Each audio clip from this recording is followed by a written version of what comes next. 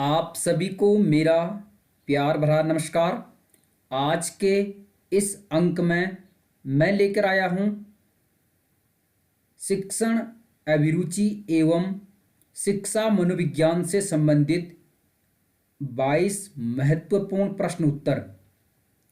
ये प्रश्न पिछले वर्षों में शिक्षण से संबंधित कई महत्वपूर्ण परीक्षाओं में पूछे जा चुके हैं। आपको मेरी सलाह है कि आप इस वीडियो को लास्ट तक देख लीजिए। चलो शुरू करते हैं आज के इस विशेष अंक को।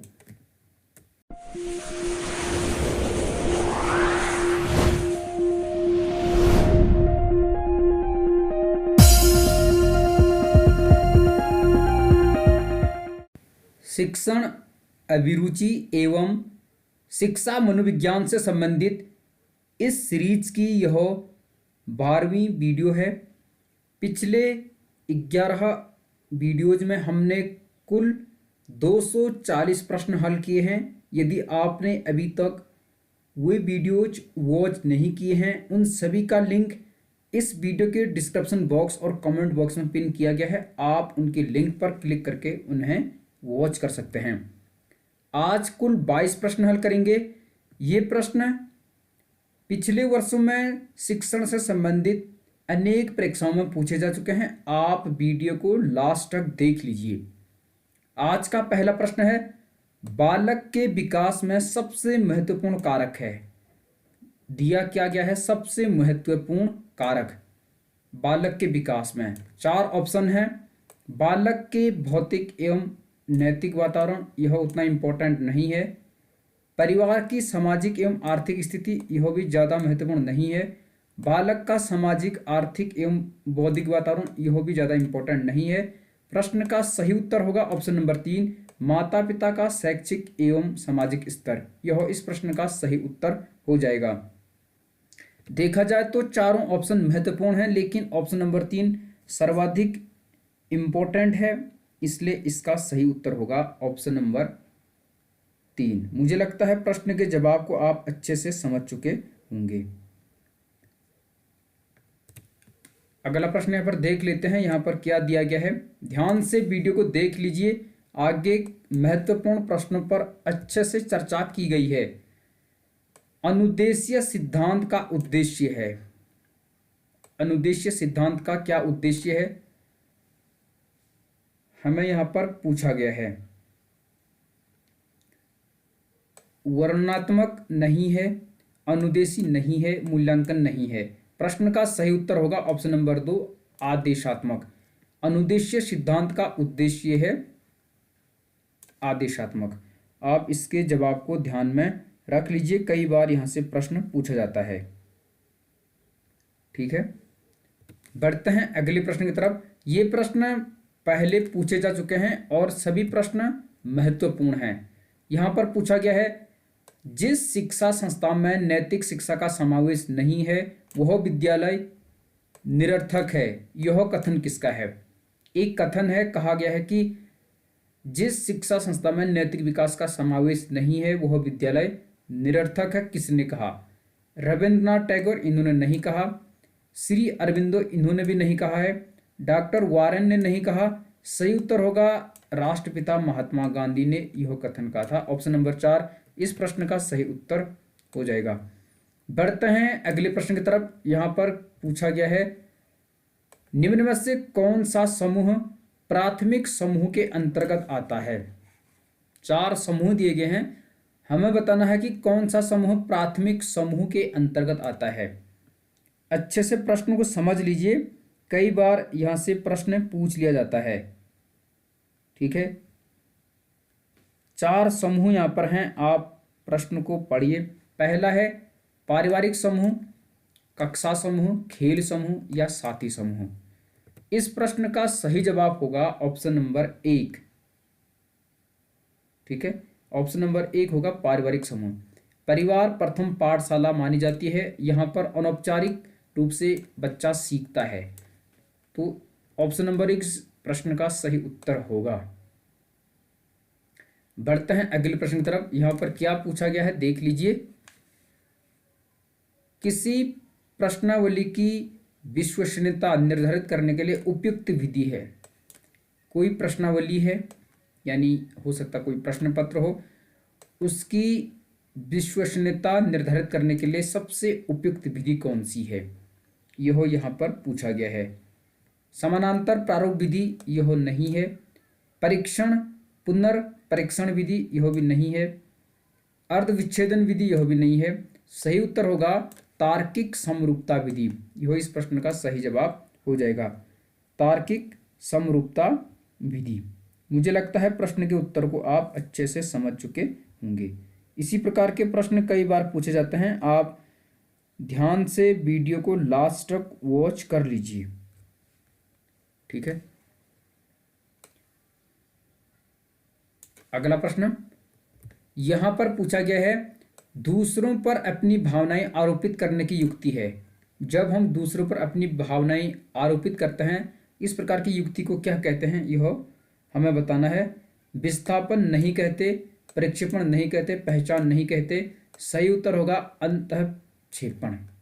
दूसरों पर अपनी भावनाएं आरोपित करने की युक्ति को कहते हैं अंतःक्षेपण। ये प्रश्न पहले पूछा जा चुका है टीचिंग से संबंधित परीक्षा में, ध्यान दीजिए। यहां पर पूछा गया है शैशवावस्था की विशेषता नहीं है। पूछा क्या गया है, नहीं है। ध्यान से देख लीजिए, 4 ऑप्शन है, चारों को समझने की कोशिश कीजिए और सही उत्तर को बताने की आप कोशिश कर सकते हैं। पहला है शारीरिक विकास में तीव्रता, बिल्कुल सही। शैशवावस्था में शिशु का शारीरिक विकास तीव्रता से होता है। मानसिक विकास में भी तीव्रता होती है। दूसरों पर बच्चा निर्भर रहता है। छोटा बच्चा होता है, शिशु होता है, वह दूसरों पर डिपेंड होता है, मम्मी पापा पर या अन्य पेरेंट्स पर। ऑप्शन नंबर 3 नैतिकता का विकास, यह शैशवावस्था की विशेषता नहीं है। यह इसी का सही उत्तर हो जाएगा। आपको ध्यान दिला दूं, शैशवावस्था की मुख्य विशेषताएं होती हैं शारीरिक विकास, मानसिक विकास, सीखने में तीव्रता, दूसरों पर निर्भरता, जिसे पर निर्भरता भी आप कह सकते हैं, दोहराने की प्रवृत्ति, बच्चा चीज़ों को दोहराता है, और स्वप्रेम की भावना, समवेगों का प्रदर्शन। इसके अतिरिक्त और भी हो सकते हैं। ये महत्वपूर्ण विशेषताएं हैं शैशवावस्था की। नैतिकता का विकास इसमें नहीं होता है। यहाँ पर पूछा गया है व्यक्तित्व के विकास की अवस्थाएं हैं। व्यक्तित्व यानी पर्सनैलिटी के विकास की अवस्थाएं हैं, ठीक है। ध्यान से देख लीजिए, अधिगम एवं अभिवृद्धि, यह तो है। अधिगम एवं अभिवृद्धि व्यक्तित्व के विकास की अवस्था है। अधिगम एवं अपरिपक्वता, यह भी है। विकास की प्रक्रिया, यह भी है। उपरोक्त सभी।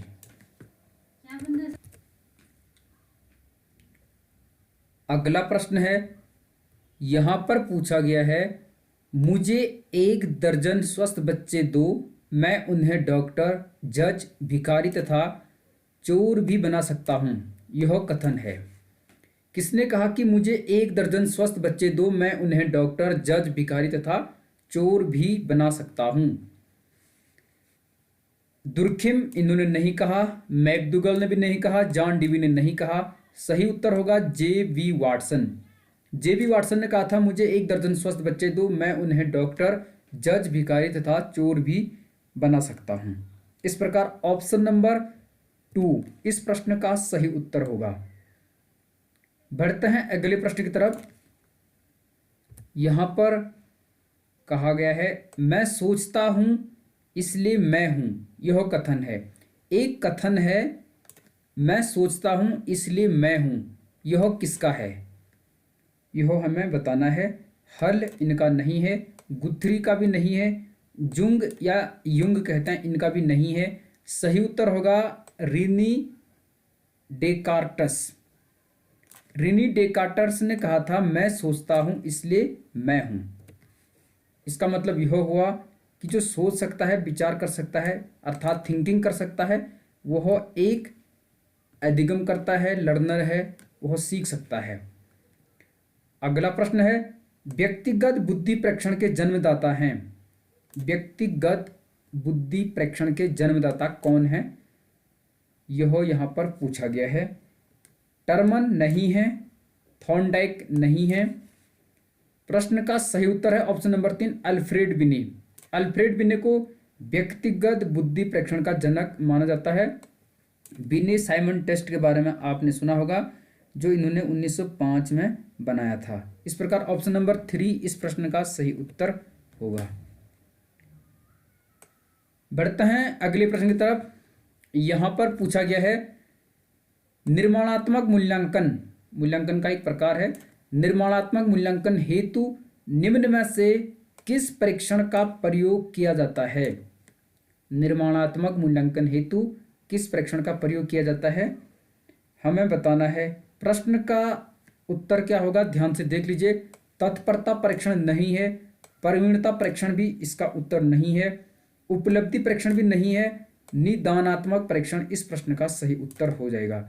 मूल्यांकन हेतु निदानात्मक परीक्षण किया जाता है जब हम निर्माणात्मक मूल्यांकन करते हैं।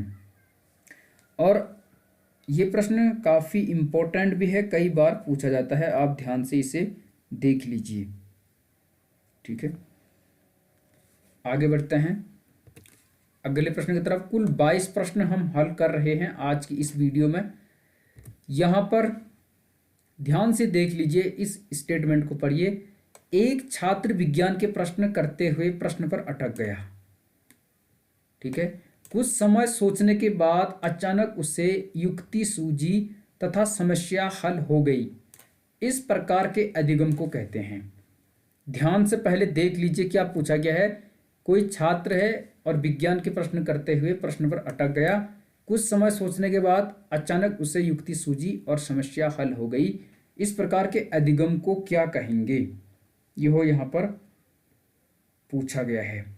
सक्रिय अनुबंधन नहीं कहेंगे, क्लासिकीय अधिगम नहीं कहेंगे, श्रेणीबद्ध प्रवृत्ति भी नहीं कहेंगे, इसको कहेंगे सूक्त द्वारा अधिगम। ठीक है, ध्यान से देख लीजिए। इस प्रकार का जो अधिगम होता है उसे कहते हैं सूक्त द्वारा अधिगम। और इस प्रकार के प्रश्न कई बार पूछे भी जाते हैं। आपको यहाँ पर बता देता हूँ कि सीखने के सूझ के सिद्धांत का प्रतिपादन किसने किया था? कोहलर ने। इनके अनुसार जब किसी समस्या का निराकरण करते समय अचानक ही कोई हल दिमाग में आता है, तब प्रत्यक्षीकरण में तीव्र गति से होने वाला परिवर्तन सूझ कहलाता है। और इस प्रकार का जो सीखना होता है उसे कहते हैं सूक्त द्वारा अधिगम। ठीक है, तो सीखने के सूझ का सिद्धांत दिया था, प्रतिपादित किया था कोहलर ने। ध्यान से आप समझ लीजिए इस प्रश्न को। अगला प्रश्न है, यहां पर पूछा गया है योगात्मक मूल्यांकन हेतु निम्न में से किस परीक्षण का प्रयोग किया जाता है? योगात्मक मूल्यांकन के लिए किस परीक्षण का प्रयोग किया जाता है इनमें से, यह हमें बताना है। तत्परता परीक्षण नहीं है, अभिवृद्धि परीक्षण नहीं है, निर्धारण परीक्षण नहीं है। प्रश्न का सही उत्तर होगा उपलब्धि परीक्षण। योगात्मक मूल्यांकन हेतु उपलब्धि परीक्षण का प्रयोग किया जाता है। और यहाँ पर ध्यान देने वाली बात यह है कि जब कोई अध्यापक पाठ्यक्रम की समाप्ति पर या शैक्षिक कार्यक्रम के अंत में या शिक्षा सत्र के समापन पर छात्रों की उपलब्धि का मूल्यांकन करता है, तो इस प्रकार के मूल्यांकन को योगात्मक मूल्यांकन कहते हैं। ठीक है, योगात्मक मूल्यांकन कब होता है, कब करता है कोई टीचर? जब पाठ्यक्रम की समाप्ति होती है या शैक्षिक कार्यक्रम का अंत होता है या शिक्षा सत्र के समापन पर छात्रों की उपलब्धि का मूल्यांकन करता है, अर्थात योग करता है, तब यह मूल्यांकन किया जाता है। इसलिए इसका उत्तर होगा उपलब्धि परीक्षण। ध्यान दीजिए। और उससे पहले हमने एक जगह समझा था निर्माणात्मक मूल्यांकन। तो निर्माणात्मक मूल्यांकन भी एक प्रश्न आया था, अभी आपने ध्यान दिया होगा उस प्रश्न पर। ठीक है, यदि आप वीडियो को ध्यान से देख रहे हैं तो यहाँ पर पूछा गया था एक प्रश्न, निर्माणात्मक मूल्यांकन हेतु निम्न में से किस परीक्षण का प्रयोग किया जाता है? इसका जवाब बताया था निदानात्मक परीक्षण। तो निदानात्मक परीक्षण का तात्पर्य क्या है? शैक्षिक कार्यक्रम के दौरान या सत्र के बीच में समय समय पर छात्रों की उपलब्धि का मूल्यांकन किया जाता है, जिससे छात्रों की समस्याओं का पता करके उनका निदान निदानात्मक परीक्षण द्वारा किया जाता है। तो यह बीच बीच में किया जाता है और जिससे कि जो छात्र छात्राएं होती हैं उनकी जो समस्या होती है उनका पता करके उनका निदान करने का प्रयास किया जाता है निदानात्मक परीक्षण के माध्यम से। ध्यान दीजिए, ठीक है। अगला प्रश्न यहाँ पर है, बुद्धि है एक, बुद्धि क्या है यह हमें बताना है। संप्रत्यय, रचना, संप्रव्यय और रचना, रचना से निकला संप्रव्यय। प्रश्न का सही उत्तर होगा ऑप्शन नंबर एक। ऑप्शन नंबर एक इस प्रश्न का उत्तर हो जाएगा संप्रत्यय। संप्रत्यय है कौन? बुद्धि। और आपको मैं यहां पर यह भी ध्यान दिला देता हूं कि बुद्धि एक संप्रत्यय है और E.L. थॉर्नडाइक ने बुद्धि को तीन भागों में बांटा, तीन प्रकारों में बांटा। सामाजिक बुद्धि, अमूर्त बुद्धि, मूर्त बुद्धि। और मूर्त बुद्धि को इन्होंने क्या कहा? यांत्रिक बुद्धि। उसी प्रकार गैरिट ने भी यही कहा था, ठीक है।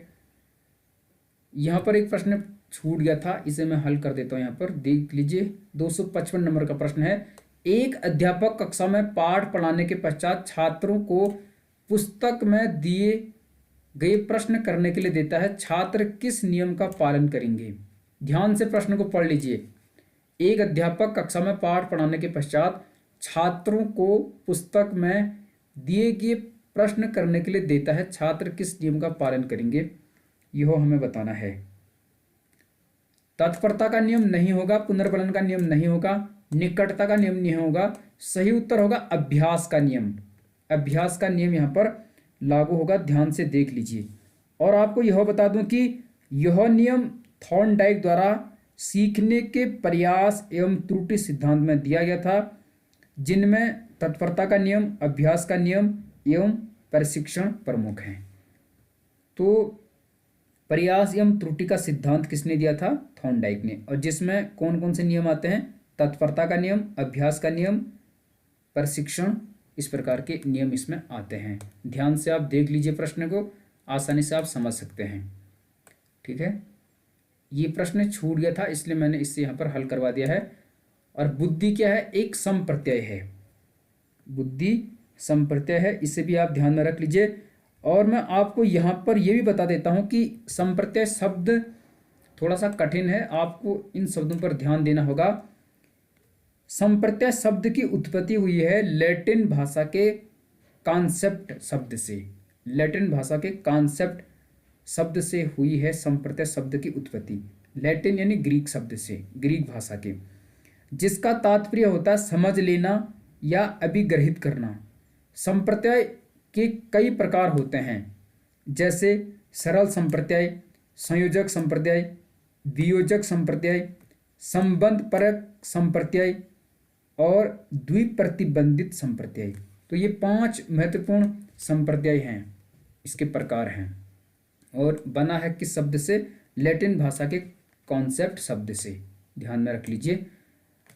अगला प्रश्न है, आत्मनिर्देश है। आत्मनिर्देश क्या है? कठोर अनुशासन नहीं है, विकासात्मक उपादान नहीं है, शैक्षिक लक्ष्य नहीं है। सही उत्तर होगा आत्मनियंत्रण। ध्यान से देख लीजिए, इस प्रकार के प्रश्न कई बार पूछे जाते हैं। और यहाँ पर आपको ये ध्यान रखना होगा, आत्मनियंत्रण ही आत्म अनुशासन है जो स्वयं निर्देशित होता है। तो आत्मनियंत्रण ही क्या है? आत्म अनुशासन है और जो स्वयं निर्देशित होता है। इस प्रकार आत्मनिर्देश क्या है? आत्म नियंत्रण है। ऑप्शन नंबर 3 इस प्रश्न का सही उत्तर होगा। ये प्रश्न पहले परीक्षाओं में पूछे जा चुके हैं। आज के सभी प्रश्न प्रीवियस ईयर के प्रश्न पत्रों से कलेक्ट किए गए हैं। यहां पर पूछा गया है, वृद्धि एवं विकास प्रक्रिया अच्छी तरह प्रदर्शित की जा सकती है। वृद्धि एवं विकास, सही उत्तर पर ले जाता हूं। इसका सही जवाब होगा ऑप्शन नंबर 1, सतत एवं व्यापक। कंटिन्यू एंड कम्प्रिहेंसिव आप कह सकते हैं। इसके माध्यम से विकास एवं वृद्धि की प्रक्रिया को अच्छे से प्रदर्शित किया जा सकता है। ऑप्शन नंबर 1 इस प्रश्न का सही जवाब होगा। अगला प्रश्न है, अंतर्दृष्टि अधिगम परिणाम है। अंतर्दृष्टि अधिगम किसका परिणाम है? अधिगम का मतलब होता है सीखना, और सीखना अंग्रेजी में कहते हैं लर्निंग। अधिगम, सीखना या लर्निंग। इसका उत्तर क्या होगा? उद्दीपन प्रत्युत्तर, समग्र कृति प्रत्यक्षण, पुनर्बलन या उद्दीपन सामान्यीकरण। इस प्रश्न का सही जवाब है ऑप्शन नंबर 2, समग्र कृति प्रत्यक्षण अंतर्दृष्टि अधिगम का परिणाम है। ध्यान से प्रश्न के उत्तर को आप समझ लीजिए। मुझे लगता है समझ चुके होंगे प्रश्न के उत्तर को। काफी अच्छा प्रश्न है, इंपॉर्टेंट भी है। ठीक है, आखिरी के प्रश्न की तरफ बढ़ते हैं। ध्यान से देख लीजिए यहाँ पर क्या पूछा गया है। ये प्रश्न में काफी इंपॉर्टेंट है। राष्ट्रीय पाठ्यचर्या की रूपरेखा एनसीईआरटी द्वारा कब प्रस्तुत की गई? राष्ट्रीय पाठ्यचर्या की रूपरेखा, इसे शॉर्ट में कहते हैं एनसीएफ। क्या कहते हैं? एनसीएफ। और इसका पूर्ण रूप होगा नेशनल करिकुलम फ्रेमवर्क। तो यह कब प्रस्तुत किया गया था एनसीईआरटी द्वारा, यह बताना है। 2004 में नहीं है, 2006 में नहीं है, 2009 में नहीं है। सही उत्तर होगा 2005 में। 2 बार आ चुका है। एक बार राष्ट्रीय पाठ्यचर्या की रूपरेखा सन 2000 में आई थी और उसके बाद फिर से 2005 में। ठीक है, जब यूपीए की सरकार आई उस समय की बात है। और प्रोफेसर यशपाल की अध्यक्षता में जो राष्ट्रीय संचालन समिति बनी थी उसके बाद यह अस्तित्व में आई। और इसका जो शीर्षक था वह था शिक्षा बिना बोझ की, एजुकेशन विदाउट बर्डन। आखिरी के 2 प्रश्न हैं। सीखना है, सीखना क्या है? अपेक्षित व्यवहारगत परिवर्तन, भाषागत परिवर्तन, शारीरिक विकास या उपरोक्त सभी। इस प्रश्न का सही उत्तर होगा ऑप्शन नंबर 1, अपेक्षित व्यवहारगत परिवर्तन को सीखना, अधिगम या लर्निंग कहते हैं। काफी इंपॉर्टेंट प्रश्न है, ध्यान से देख लीजिए।